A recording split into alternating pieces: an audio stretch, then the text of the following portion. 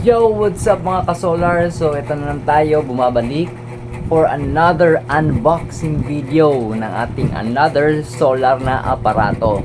So, ito nga pala, ito siyang Anern na pwede 12 volts, pwede 24 volts. Kung 12 volts, maximum of 2.3 kilowatt. Kung 24 volt system ka, maximum of 4.2 kilowatt yung kanyang rated output. So, sa video na to, unbox natin tapos i-testing natin kung gagana ba tong ating Anern na inverter dun sa ating watt cycle na 12 volts 114 ampere. So tara, stay tuned sa video. Let's go! Ito nga pala siya guys. So ang size ng kaniyang parcel is 17 inches by 19.5 inches. So may kalakihan din siya. Tapos yung kapal niya is around 8 inches. So, tara, unbox na natin to. So, deliver na, nabili ko pala to sa Lazada, no? Nung 5:15, May 15 na sale nila for 11,000 pesos only. So, yung regular price ng inverter na to is around 13,000. So, nakatipid na ko nung binili ko to. Tara, unbox natin to. Kita ko sa inyo kung ano yung forma niya at kung worth it ba itong ating binili na inverter. Actually, binili ko lang to para matesting yung ating watt cycle na battery kasi nga business collaboration yun eh. Kailangan kong gawa ng video, review yung battery nila. So again, pagkatapos ng paggawa ng video, ibibenta ko rin naman ito. Sana may bumili. Baka interesado kayo, PM lang.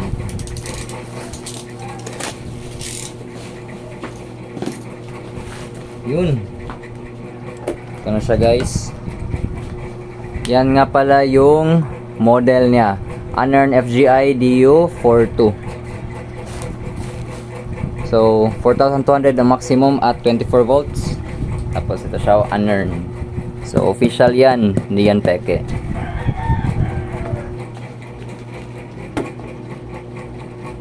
Unbox na natin.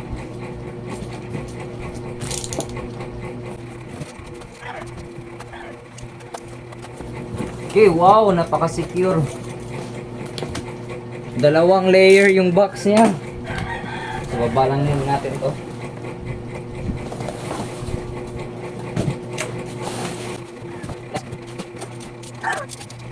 Yun. Ito na siya. Taran! Kita nyo naman. Meron pa siyang kasama na dust filter para di maalikabukan yung loob ng inverter. Dito lang masasala papunta sa kanyang fan. So dito talaga masyadong alikabok yung makakapasok sa loob ng inverter. So ito siya. FGI DU 4200 inverter. So as mentioned nga no, 12 volts siya, pwede ring 24. So kita nyo yan no, 12 volts 24 solar inverter. So unbox muna natin. May kabigatan din siya no, hindi naman gaano siyang mabigat pero compared mo sa ibang inverter na ganitong klase, parang mas mabigat talaga siya. So ito siya, FGI DU 4200 12 or 24 volts solar inverter.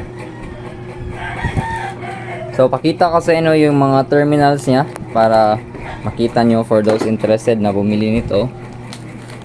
So ito siya, hybrid kasi to, meron siyang AC in, meron siyang AC out. So warning lang, meron akong nabasa na meron siyang bypass issue.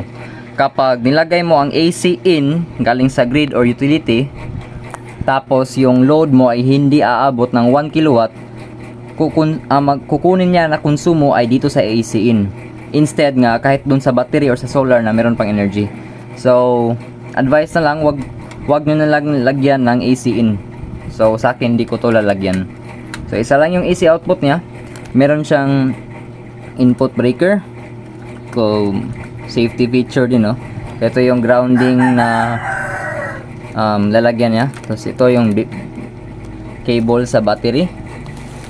Tapos sa gilid, ito yung switch niya, on tsaka off. So ito nga pala yung specs niya, no. Max load kung 12 volts 2300 watts, kung 24 volts ka 4200 watts. Max battery 12 VDC, so 192 amps. Kung 24 volts, maximum of 175 amps na draw current yan. AC output niya is 230 volts na AC, tapos 50 or 60 Hz. Auto sense na siya na mag-detect kung 50 or 60 Hz ba. Tapos sa charger mode, kung gagamit ka ng AC in, so ito siya, maximum of 100 amps or default 30 amps lang siya. Kung sa solar charge naman, rated power is 4,000 watts. So max charger is 1,100 amperes. Nominal operating voltage is 240 VDC. Max solar voltage is 500 VDC. So I max at 18 amperes. Okay? So MPPT voltage range is 55 to 500 VDC. So yan siya, guys. So testing natin to sa ating battery. Ito rin nga pala yung comms channel niya, guys. Meron siyang for BMS yung RS485, tapos pang Wi-Fi RS232. So meron siyang meron din binebenta si Anern na Wi-Fi module na pwede niyo ilagay dito para ma-monitor niyo yung updates niya through sa phone lang. So yun na, tinanggal ko na yung mga tornilyo niya. So ito na yung loob niya. So siya, guys, lalagay na natin yung mga itong cable lugs natin dito dyan para sa ating battery.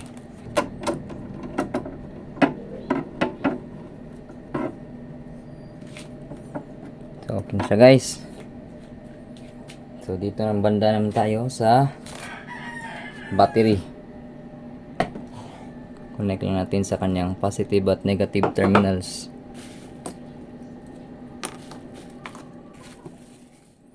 So pinalitan ko lang siya nung mas mahaba na screw. So pwede na to. Pasok na siya. Okay.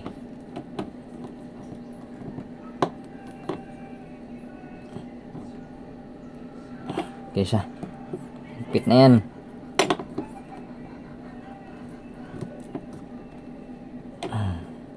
Ito naman sa negative. Uy, takot ako doon na. Nag-spark. Hindi pa naman naka-on yung inverter. Okay lang yan. Higpit na yan, guys. Hindi na matanggal.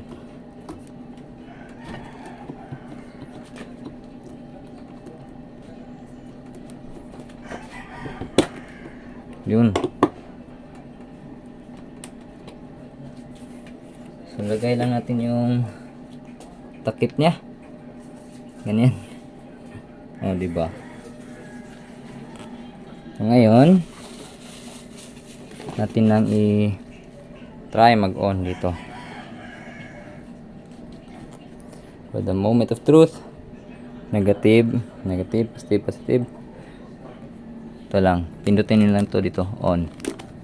Ayun, buhay na siya.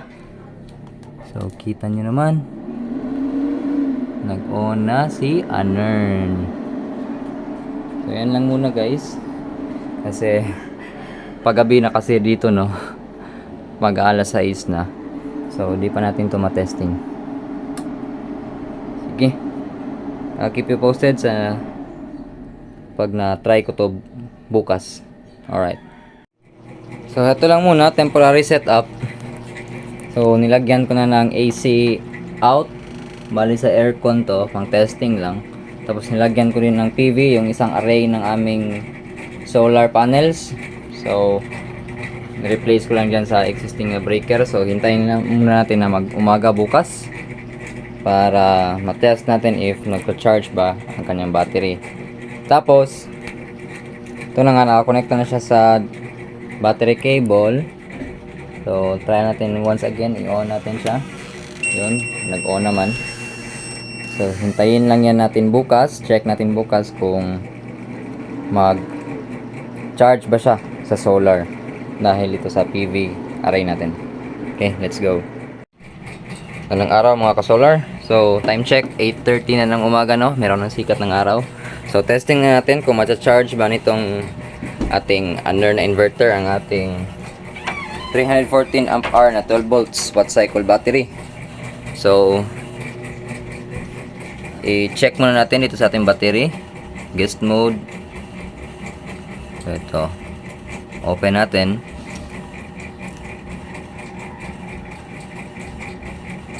At yun, currently at 57% tayo sa battery at walang discharge or charge.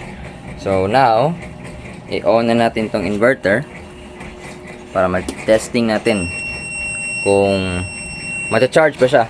Ma-charge ba niya yung ating battery. Tapos may nakasaksak ako dito na aircon na 7.7 horsepower inverter TCL. Papaandarin natin yan mamaya.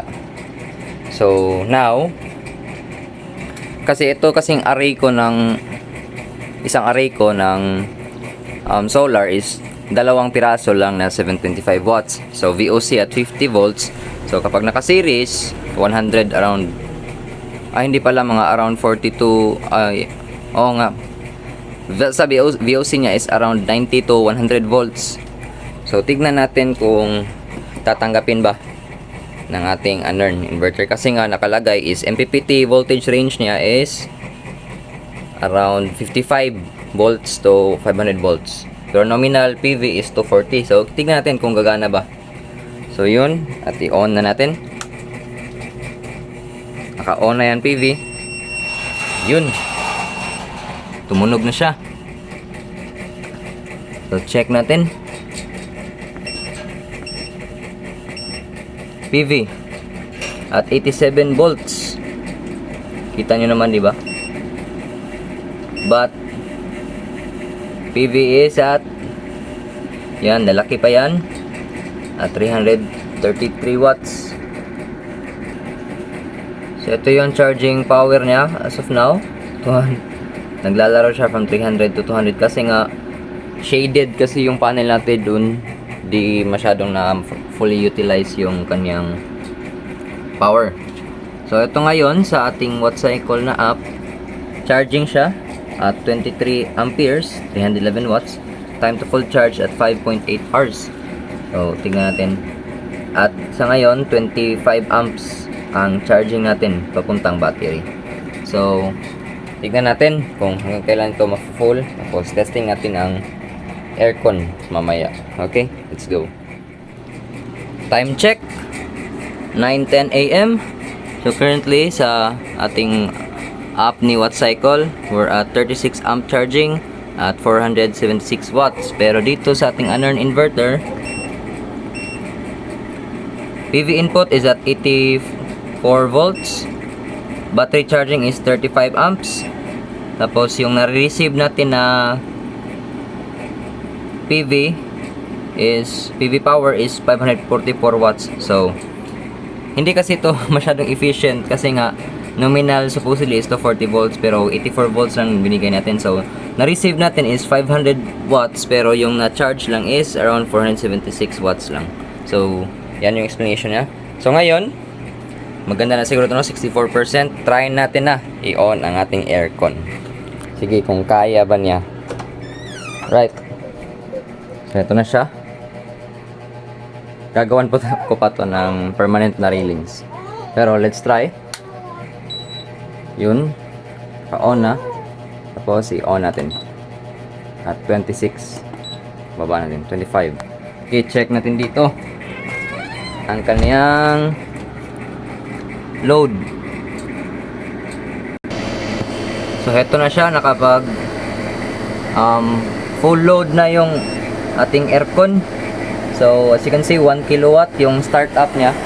Hihina lang din naman yan mamaya at around 500 watts na lang. So as of now, yan siya 1 kilowatt. Tapos yung PV harvest natin is humina din kasi nga kumilimlim, madalian. So ngayon Ito na siya. Bumalik ng 600 watts yung PV input. So, tignan natin dito sa battery. 13.1 volts. Nagdi-discharge siya ng 33 amps kasi nga hindi kaya ng ating PV power na isupply itong pag-startup ng ating battery kasi nga hindi pa masyadong tirik yung araw. 9 AM pa lang. Tapos meron pa siyang partial shading. So, ito na siya. Nagdi-discharge siya ng 280 watts as of now. So, time to discharge, 10 hours siya. Para sa ating 0.7 HP na inverter aircon. So, okay na yan. Tignan natin ito mamaya kung ano ang kalalabasan. Time check. It's 10:03 AM. So, pagbabago ang sikat ng araw, no? Hindi talaga siya stable. So, as of now, ito na yung operating power ng ating aircon. 25% low at 573 watts. O yan, 460 watts.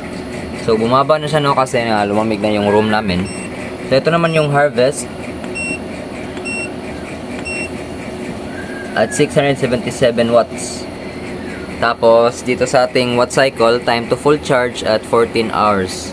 So, 9 amps lang yung charging. So, pabago-bago kasi yung sikat ng araw ni stable. So, yan. Okay na yan. Goods. Working yung inverter natin at kaya nang patakbuhin ng ating aircon. Time check, guys. 11:44 ng gabi. As you can see, 26 ang temperature setting ng aircon natin. Grabe, napakatipid ng kuryente. Kita nyo, discharge at 196 watts lang.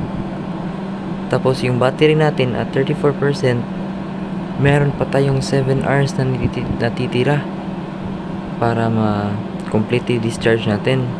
So imagine 0.7 HP na aircon inverter operating at less than 200 watts. Grabe, napakatipid niya, guys.